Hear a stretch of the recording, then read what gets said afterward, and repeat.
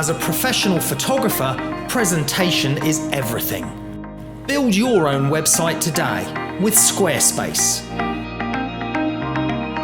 From my concepts to my creations and straight to my website.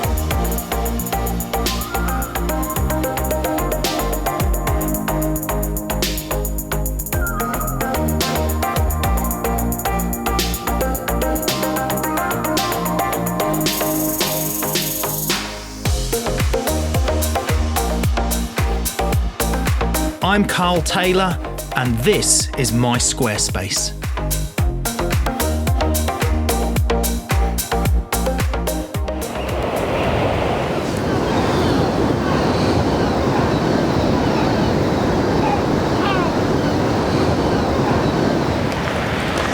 Well, you're often used to me showing you how to get great shots in low sunlight conditions. Well, tonight I'm going to show you something a little bit different. I'm going to show you how to capture a great scene using the moon as your main light source. And we've got this lovely scene here behind me, these cliffs and this ocean and these rock pinnacles, and we've got the full moon rising up there in the southeast, and that moon's going to swing around to the south and illuminate this scene behind me, this little bay area and these rocks and this cliffs. And there's even an old relic monument of an old German bunker, a relic from the Second World War there on the cliffs that I might feature as part of the composition in my landscape. But the technique of using moonlight as your main light source gives a really surreal look to the landscape. Now, effectively, moonlight is just sunlight reflected off the surface of the moon back into our shot. So in actual fact, the moon is just a giant reflector. But what's happening is that the moon moves across the sky quite quickly, and that gives a really surreal feel to the light on a long exposure. So I'm going to go and find my place where I can get the best composition, the best shot, and then I'll talk to you a little bit more about the techniques to get moonlight shots.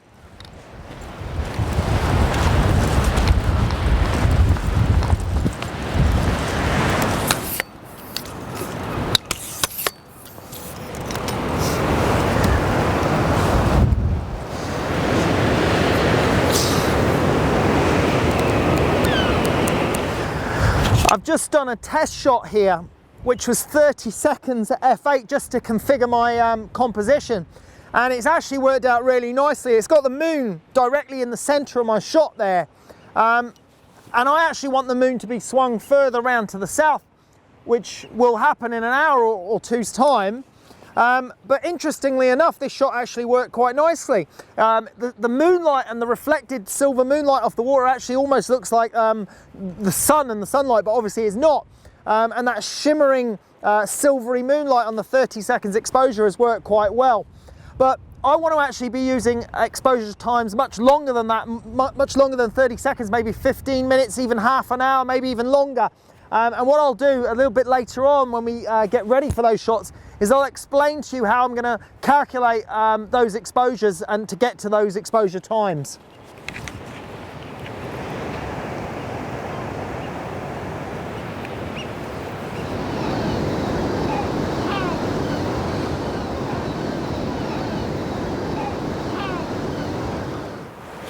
Okay, it's been, well, it's gone midnight now.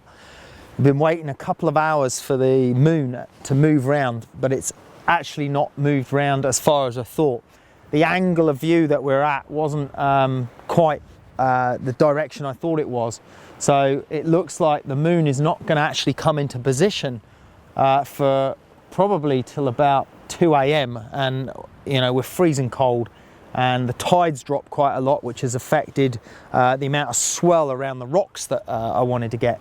So we're actually going to go and move position now and try something different, because this hasn't worked out as expected. That sometimes happens, but what we're going to do is, earlier I mentioned to you about the old German bunker there on the cliffs, an old relic from the Second World War. The moon is hitting the front face of that, and I've noticed a few stars in the sky up in that direction. So we're going to head over there and see if we can demonstrate photographing under moonlight on that scene, because where we are now, there's too much shadow within the cliff because the moon hasn't swung round enough. So rather than have a completely wasted evening, we're going to go over there and see if we can come up with another shot.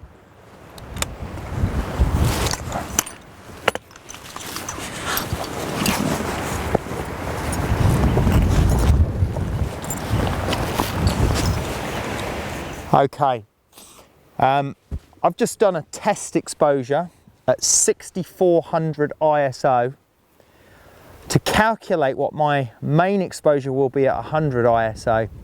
And the reason for that is that I'm going to do a really long exposure to pick up some of the star trails with the moonlight on the surface of this old German bunker. Now, the 6400 ISO test has allowed me to capture 1 second at 2.8, which has given me about the correct exposure. So now what I'm going to do is calculate that backwards, and effectively 1 second at 2.8, that's going to mean, what have we got? That's going to be 2 seconds at f4, which is going to be 4 seconds at 5.6, which is going to be 8 seconds at f8 and 16 seconds at f11. Now, that's 16 seconds at f11, but on 6400 ISO. By using the technique of testing at high ISO speeds first, will greatly speed up your test exposure process. Now that we have found a correct exposure level at f11 for 16 seconds at 6400 ISO, we can calculate the exposure times for other ISO settings. Reducing the ISO by 1 stop sensitivity to 3200 ISO would therefore give us an exposure time of 32 seconds. 1600 ISO would give us 1 minute. 800 ISO would give us 2 minutes. 400 ISO would give us 4 minutes, 200 ISO would give us 8 minutes, and ISO 100 would give us 16 minutes. We have now calculated that the exposure of 16 minutes at f11 at 100 ISO will give us the equivalent exposure of our original test of 1 second at f2.8 at 6400 ISO. Knowing this, I can calculate that closing down the aperture 1 more stop to f16 means I can double the exposure time to end up with 32 minutes at f16 at ISO 100. And that is exactly the exposure that I want to work with in order to maximize the time for star trails, but keeping the noise in my image to a minimum.